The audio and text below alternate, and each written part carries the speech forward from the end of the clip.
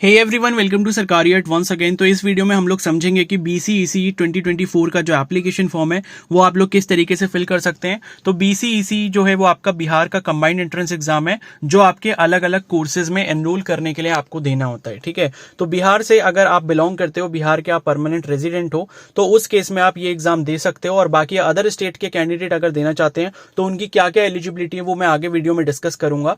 तो ये एग्जाम जो है, जैसे अगर आपने 12th अपने कंप्लीट कर लिया, उसके बाद अगर आप BSc नर्सिंग करना चाहते हो, एग्रीकल्चर करना चाहते हो, या फिर फार्मेसी करना चाहते हो, या इंजीनियरिंग का कोई भी कोर्स करना चाहते हो, तो उसके लिए आपको ये एप्लीकेशन फॉर्म जो है फिल करना होगा। तो इसमें कौन कौन से कोर्सेज है, उनकी क्या एलिजिबिलिटी रहेगी, उस पर भी मैं जल्दी ही वीडियो अपलोड कर दूंगा। तो चैनल को आप जरूर सब्सक्राइब कर लेना और बेल आइकन को प्रेस कर लेना ताकि वो वीडियो भी आपसे मिस ना हो। तो अभी हम इस वीडियो में स्टार्टिंग से लेकर एंड तक देखेंगे कि आप अपना एप्लीकेशन फॉर्म किस तरीके से कंप्लीट कर सकते हो, और स्टेप बाय स्टेप सारे प्रोसेस को हम अच्छे से समझने वाले हैं। तो आप अपना एप्लीकेशन फॉर्म खुद से भी फिल कर सकते हो। तो इस वीडियो को आप पूरा देख लेना, आपको समझ आ जाएगा एप्लीकेशन फॉर्म किस तरीके से फिल करना है। एंड उसके बाद भी अगर आपको लगता है कि आप एप्लीकेशन फॉर्म नहीं फिल कर पा रहे हो, और अगर आपको एप्लीकेशन फॉर्म मेरे से फिल करवाना है, तो स्क्रीन पर दी गई टेलीग्राम आईडी पर मेरे को आप मैसेज कर सकते हो। एप्लीकेशन फॉर्म फिल करवाने के लिए आप मेरे को कॉन्टेक्ट कर सकते हो। एंड उसका जो चार्ज रहेगा वो ₹99 रहेगा। ठीक है, तो सिर्फ वही कैंडिडेट्स मेरे को मैसेज करें जिनको एप्लीकेशन फॉर्म फिल करवाना है। बाकी अदर क्वेरीज के लिए कमेंट सेक्शन आपके पास है, उसमें आप मेरे को बता सकते हो जो भी आपका डाउट होगा। ठीक है, तो अब जो इसका एप्लीकेशन फॉर्म का जो डायरेक्ट लिंक है वो मैं कमेंट सेक्शन में पिन कर रहा हूं, उस पर आपको जो है क्लिक करना है। क्लिक करने के बाद आप सीधे इस पेज पर पहुंच जाओगे। अब इस पेज पर पहुंचने के बाद जो है आपको यहां पर कुछ इस तरीके का इंटरफेस दिखाई देगा, और यहां पर रजिस्टर्ड कैंडिडेट लॉगिन का ऑप्शन आ रहा होगा। ये आपको बाद में इस्तेमाल करना है जब आप अपना रजिस्ट्रेशन कर लोगे। उसके जस्ट ऊपर आप देख सकते हो टॉप राइट कॉर्नर में न्यू रजिस्ट्रेशन का आपको एक ऑप्शन दिखेगा, उस पर आपको क्लिक करना है फ्रेश रजिस्ट्रेशन करने के लिए। तो जैसे आप न्यू रजिस्ट्रेशन पर क्लिक करोगे आपको कुछ इस तरीके का पेज ओपन होकर दिखाई देगा।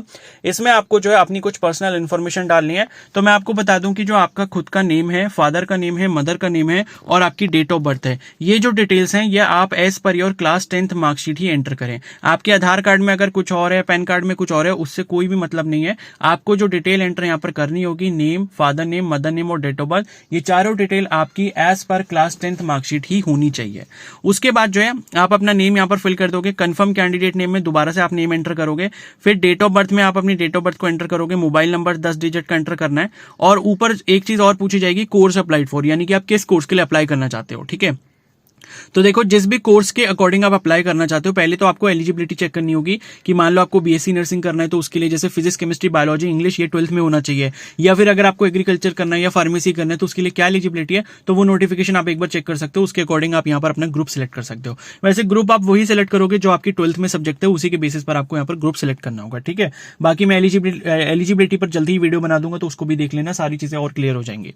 तो यहाँ पर अगर आपने अपना क्लास 12 फिजिक्स, केमिस्ट्री, मैथ्स से किया है तो पहला वाला ऑप्शन चूज कर लोगे, PCM ग्रुप। अगर आपने बायो से किया है तो फिजिक्स, केमिस्ट्री, बायो, PCB वाला ऑप्शन चूज कर लोगे। अगर आपके पास PCMB थी तो आप थर्ड वाला ऑप्शन चूज करोगे, कोर्स अप्लाइड फॉर में। और उसके बाद अगर आपने 12th अपना एग्रीकल्चर साइंस से किया है तो आप फोर्थ वाला ऑप्शन यहाँ पर चूज कर लोगे। ठीक है, तो मोबाइल नंबर डाल दिया, उसके बाद दोबारा से आप मोबाइल नंबर डालोगे। यहाँ पर मोबाइल नंबर डालने के बाद आगे एक ऑप्शन दिया है send mobile number verification code, तो इस पर क्लिक करोगे। जैसे ही मोबाइल नंबर पर आपका एक जो है आपके पास कोड आ जाएगा, वो कोड आपको यहाँ पर एंटर करना होगा और वेरीफाई कर देना होगा। उसी तरीके से ईमेल आईडी जब आप डालोगे, ईमेल आईडी डालने के बाद वहां पर email send email address verification code का ऑप्शन आएगा, उस पर आप क्लिक करोगे। ईमेल आईडी पर आपको एक कोड रिसीव होगा, वो नीचे दिए गए स्पेस में जहां पर लिखा है enter email ID verification code, वहां पर आप डाल दोगे। एंड वो ये दोनों के कोड डालने के बाद आपको अपना पासवर्ड डालना होगा। ठीक है, तो पासवर्ड आप कुछ इस तरीके से डालना है यहाँ पर कि उसमें कम से कम एक कैपिटल लेटर होना चाहिए, कुछ स्मॉल लेटर होने चाहिए, कुछ नंबर्स होने चाहिए, और कोई स्पेशल कैरेक्टर होना चाहिए, जैसे कि @ हो गया, हैशटैग हो गया,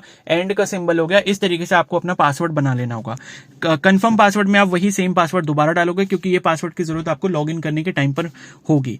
एंड उसके बाद आपको अपना आधार नंबर डालना है। आधार नंबर डालना यहाँ पर जरूरी नहीं है, लेकिन आधार नंबर डाल दोगे तो अच्छा रहेगा। ठीक है, उसके बाद आपसे एक सिक्योरिटी क्वेश्चन पूछा जाएगा।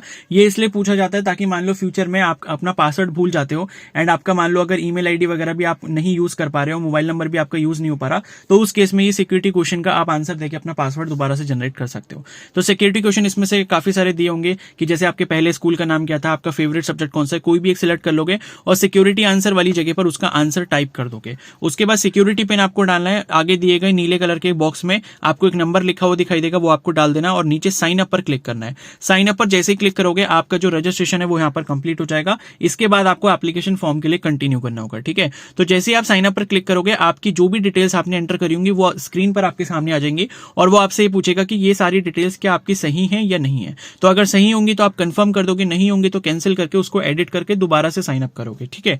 अब ये करने के बाद जो है आप यहाँ पर आपका रजिस्ट्रेशन प्रोसेस यहाँ कंप्लीट हो जाएगा, रजिस्ट्रेशन सक्सेस का एक मैसेज आ जाएगा और यहाँ पर आपकी जो डिटेल्स है मतलब जो टोटल्स आपके जो स्टेप्स हैं उन सभी में आपका रजिस्ट्रेशन वाला स्टेप आपको कंप्लीट दिखाएगा, बाकी सारे स्टेप्स अभी इनकम्प्लीट है तो वहां पर वो अभी हाईलाइट नहीं हुए, ठीक है। उसके बाद यहाँ पर नीचे साइन इन का ऑप्शन होगा, साइन इन पर आप जैसे ही क्लिक करोगे आप वापस से उसी वाले पेज पर पहुंच जाओगे जहां से हमने शुरू करा था। तो रजिस्टर्ड कैंडिडेट लॉगिन वाला अब हम ऑप्शन इस्तेमाल करेंगे। यहाँ पर आप ईमेल आईडी अपना डालोगे और वो वाला पासवर्ड डालोगे जो अभी आपने बनाया था रजिस्ट्रेशन के टाइम पर।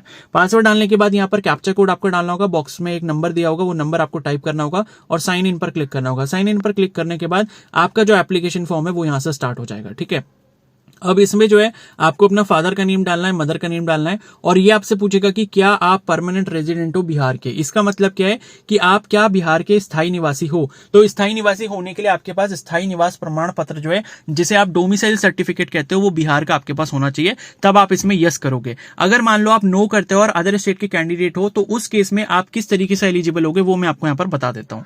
तो यहाँ पर जैसे ही आप नो उसमें सेलेक्ट करोगे तो इसमें नीचे नेक्स्ट ऑप्शन आएगा सेलेक्ट योर रेजिडेंशियल एलिजिबिलिटी, ठीक है। तो इसमें क्या क्या ऑप्शन है अगर आप अदर स्टेट से हो। तो पहला यह है कि माता पिता बिहार में निबंधन शरणार्थी हैं, अगर वो रिफ्यूजी हैं तो उस केस में आप यहां पर इसको सिलेक्ट कर सकते हो और आप यहां पर एलिजिबल हो जाओगे। उसके बाद दूसरा ऑप्शन है माता पिता रहने वाले दूसरे राज्य के हैं लेकिन बिहार सरकार के कर्मचारी हैं। तो अगर ऐसा है कि अगर आप किसी अदर स्टेट से हो लेकिन आपके पेरेंट्स जो हैं चाहे मम्मी हो या पापा हो या फिर दोनों हो, दोनों ही अगर बिहार गवर्नमेंट में जॉब कर रहे हैं, ठीक है, बिहार की स्टेट गवर्नमेंट में जॉब कर रहे हैं तो भी आप यहां पर एलिजिबल हो जाओगे। तीसरा है माता पिता पुनर्गठन के पूर्व बिहार सरकार के वैसे कर्मचारी हैं जिन्हें संवर्ग का विभाजन अभी नहीं हुआ है और जिनका पद बिहार या झारखंड राज्य में अभी भी स्थानांतरणीय है, ठीक है। तो इसका मतलब है जब बिहार का डिवीजन हुआ लाइक झारखंड में, तो जब उससे अलग हुआ तो उस टाइम पे लाइक आप थे यहाँ पर लेकिन बाद में जो झारखंड में हो गए तो उस केस में भी आप यहाँ पर एलिजिबल हो जाओगे। उसके बाद ये पूछेगा आपसे कि माता पिता बिहार में पदस्थापित भारत सरकार के कर्मचारी हैं या बिहार में स्थित भारत सरकार द्वारा संचालित कारखानों अथवा संस्थानों दैट इज पब्लिक सेक्टर, यानी कि कोई भी पीएसयू यानी कि पब्लिक सेक्टर अंडरटेकिंग में अगर आपके पेरेंट्स काम कर रहे हैं और वो बिहार में है तो भी आप यहाँ पर एलिजिबल हो जाओगे। उसके बाद लास्ट है माता पिता राष्ट्र संघ के कर्मचारी और तत्काल बिहार में पदस्थापित है, ठीक है। तो सेंट्रल लेवल के हैं और उसके बाद जो है यहाँ पर आपके क्या बोलते हैं मतलब बिहार स्टेट में अभी एम्प्लॉयड है तो उस केस में भी आप यहाँ पर एलिजिबल हो जाओगे। उसके बाद जो है फिर आपसे यहाँ पर जेंडर पूछेगा, ठीक है। तो जेंडर में आप मेल फीमेल जो भी है वो आप सिलेक्ट कर लोगे, कंफर्म जेंडर में दोबारा सेलेक्ट कर लोगे। फिर आपसे कैटेगरी पूछी जाएगी कि जनरल कैटेगरी है, AWS है, EBC है या BC है, बैकवर्ड क्लास, ठीक है, या इकोनॉमिकली बैकवर्ड क्लास जो भी होगी वो आप सिलेक्ट कर लोगे। उसका सर्टिफिकेट आपके पास होना चाहिए। कंफर्म कैटेगरी में दोबारा आप सेलेक्ट करोगे और फिर आपसे पूछा जाएगा कि is your family annual income is less than 8 lakh. तो अगर 8 लाख से कम होगी तो ये भी आपसे पूछा जाएगा। उसके बाद आप अगर डिसेबल कोटा में आते हो यानी कि आप अगर जो है विकलांगजन उसमें कोटा में आते हो तो आप उसमें यस करोगे, अदरवाइज उसमें नो कर दोगे। Do you claim for serviceman quota. तो सर्विसमैन कोटा उनके लिए है जो मतलब एक्स सर्विसमैन रह चुके हैं जिन्होंने जो है डिफेंस फोर्सेस में सर्विस दी है तो वो यहाँ पर यस करेंगे, अदरवाइज आपको नो करना है। और उसके बाद है next do you claim for self finance scheme seat. तो क्या आप सेल्फ फाइनेंस स्कीम सीट जो है वो लेना चाहते हो। कहने का मतलब ये कि कुछ सीटें यहाँ पर ऐसी होंगी जो कि सेल्फ फाइनेंस है जिनकी फीस ज्यादा होती है, तो अगर आप इसमें यस करोगे तो वो सीट के लिए भी आप एलिजिबल हो जाओगे, अदरवाइज आप सिर्फ प्योर गवर्नमेंट सीट के लिए जिन पर फीस कम रहती है उसके लिए एलिजिबल होगे। तो वो आपको देखना है कि सेल्फ फाइनेंस सीट आपको लेनी है, ज्यादा पैसे खर्च करके आपको सीट लेनी है तो आप यस करोगे, अदरवाइज इसमें नो करोगे। उसके बाद अगला ऑप्शन है do you claim for NRI quota. कि आप एनआरआई हो तो यस करोगे, अदरवाइज नो करोगे। उसके बाद है district name of the institution of past या अपीयरिंग एट आईएससी और इक्विवेलेंट, यानी कि जो आपका आईएससी मतलब इंटरमीडिएट हो गया, ठीक है, तो उस केस में आपने जिस भी इंस्टीट्यूशन से पास करा है उसका मतलब 12th जहां से आपने करी है उसका डिस्ट्रिक्ट कौन सा था बिहार में वो आप यहां पर सिलेक्ट कर लोगे, ठीक है। तो ये हो जाएगा। और उसके बाद है मार्क ऑफ आइडेंटिफिकेशन। तो मार्क ऑफ आइडेंटिफिकेशन मतलब आपका कोई भी जो है चिन्ह आपके शरीर के ऊपर कहीं पर भी हो जिससे आपकी पहचान की जा सके तो उसके बारे में आप यहाँ पर इंफॉर्मेशन डाल दोगे। जैसे मान लो कि हाथ के ऊपर तिल है तो मूल ऑन हैंड लिख दोगे, या कहीं पर कुछ भी ऐसा स्पॉट है तो उसके बारे में आप इन्फॉर्मेशन दे दोगे। फिर आपको अपना परमानेंट एड्रेस डालना होगा। परमानेंट एड्रेस का मतलब है कि जहां से आपके सारे डॉक्यूमेंट्स वगैरह बने हैं, डोमिसाइल वगैरह बना है, वो एड्रेस यहाँ पर आ जाएगा। तो पहली लाइन में आप एड्रेस लोकेशन डाल दोगे, दूसरी लाइन तीसरी लाइन छोड़ सकते हो आप खाली, और उसके बाद फिर स्टेट जो है उसमें आप अपनी स्टेट सेलेक्ट कर लोगे, फिर डिस्ट्रिक्ट कौन सा वो सिलेक्ट कर लोगे, फिर लास्ट में पिन कोड डाल दोगे। उसके बाद लास्ट में आपसे पूछेगा करस्पॉन्डेंस एड्रेस। करस्पॉन्डेंस मतलब प्रेजेंट एड्रेस, यानी कि अभी आप कहां पर रह रहे हो। तो अगर अभी आप जहां पर रह रहे हो वही आपका परमानेंट एड्रेस है, तो उस केस में आप यहां पर देख सकते हो ऊपर एक ऑप्शन आ रहा है सेम एज परमानेंट एड्रेस, उसके आगे छोटा सा बॉक्स है, उस पर आप क्लिक कर दोगे। ठीक है, तो उस पर क्लिक करने के बाद जो है आपका क्या होगा, जो परमानेंट एड्रेस है वो आपका प्रेजेंट एड्रेस या करस्पॉन्डेंट एड्रेस में कॉपी हो जाएगा। ठीक है, अदरवाइज अगर आपको लगता है कि प्रेजेंट एड्रेस आपका अलग है और परमानेंट अलग है, तो दोनों को अलग अलग फिल करके आप सबमिट एंड कंटिन्यू पर क्लिक कर दोगे। अब सबमिट एंड कंटिन्यू पर जैसे क्लिक करोगे, अगला ऑप्शन आपके पास फोटो सिग्नेचर अपलोड करना का आ जाएगा। सबसे पहले आपको फोटो अपलोड करना है। फोटो इस तरीके का होना चाहिए कि फोटो के नीचे आपका नाम और डेट ऑफ फोटो मेंशन होनी चाहिए। डेट ऑफ फोटो का मतलब कि जिस दिन भी आप अपलोड कर रहे हो वो वाली डेट आप मेंशन कर देना उसमें। ठीक है, और उसके बाद है इंग्लिश सिग्नेचर और हिंदी सिग्नेचर। तो इंग्लिश में आपको अपनी सिग्नेचर कर लेना है, हिंदी में भी आपको अपना नाम लिख लेना है पेन से व्हाइट पेपर के ऊपर, उसका फोटो क्लिक करके आपको तीनों चीजें यहां पर अपलोड कर देनी है। इनके साइज वगैरह के बारे में इंफॉर्मेशन नीचे दी गई है, तो आप इन सभी चीजों को फॉलो करके यहाँ पर फोटो अपनी सही से अपलोड कर सकते हो। उसके बाद आपसे यहाँ पर एजुकेशनल क्वालिफिकेशन के बारे में इंफॉर्मेशन पूछी जाएगी। ठीक है, तो नीचे सेव एंड कंटिन्यू आ जाएगा। इसके बाद आप एजुकेशनल क्वालिफिकेशन के बारे में डालोगे अपनी 10th और 12th की डिटेल्स। ठीक है, तो पहले आपको अपनी 10th की डिटेल डालनी है। 10th का जहां से भी आपने 10th करा है उसका नाम, स्कूल का नाम, उसके बाद कौन से बोर्ड से करा है वो आप सिलेक्ट करोगे। पासिंग स्टेटस आपने पास कर लिया होगा, किस ईयर में पास करा है वो आप सिलेक्ट कर लोगे। परसेंटेज में आपका रिजल्ट आया था या सीजीपीए में, वो आप सिलेक्ट कर लोगे। और उसके बाद आप मार्क्स ऑब्टेन्ड और टोटल मार्क्स में, मार्क्स ऑब्टेन्ड का मतलब जितने नंबर आए थे आपके या जितने सीजीपीए आए था वो आप डालोगे, और टोटल मार्क्स में जितना मैक्सिमम था। तो ये जब आप डाल दोगे परसेंटेज आपके आगे खुद से कैलकुलेट होकर आ जाएगी। उसके बाद सेम चीज आपको 12th के केस में भी करनी है। और उसके बाद जैसे ही आप 12th में अपना जो है सेलेक्ट करोगे इसमें मतलब पासिंग वगैरह, तो इसमें फिर आपसे जो है जो भी आपने ग्रुप सेलेक्ट करा था उसके बेसिस पर आपके इंडिविजुअल मार्क्स भी आपको एंटर करने होंगे। जैसे कि इंग्लिश में मार्क्स कितने थे, फिजिक्स में कितने थे, केमिस्ट्री में कितने थे, मैथ्स में कितने थे। तो अगर आप पीसीएम ग्रुप से कर रहे हो तो ये पूछे जाएंगे, अगर पीसीबी ग्रुप से पूछ रहे हो तो मैथ्स की जगह यहाँ पर बायो के मार्क्स पूछे जाएंगे। तो यहाँ पर आगे मार्क्स ऑब्टेन्ड और टोटल मार्क्स लिखा है। तो मार्क्स ऑब्टेन्ड मतलब कितने आए थे और टोटल मार्क्स मतलब कितने आपके टोटल थे। मतलब जैसे 100 नंबर का पेपर होता है तो 100 टोटल हो जाएंगे।